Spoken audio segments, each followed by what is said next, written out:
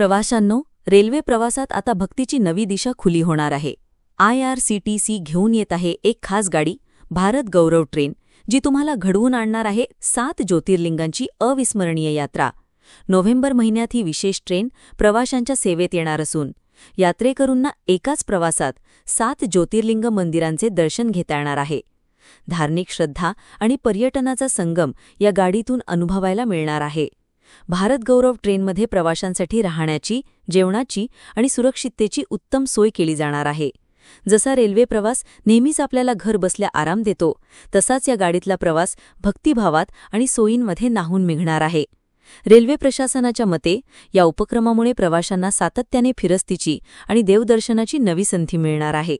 स्टेशनवरून गाडी सुटताना प्रवाशांच्या मनात श्रद्धा तर डोळ्यांसमोर भक्तीचा प्रवास सुरू होणार आहे. तर प्रवाशांनो, तयार रहा.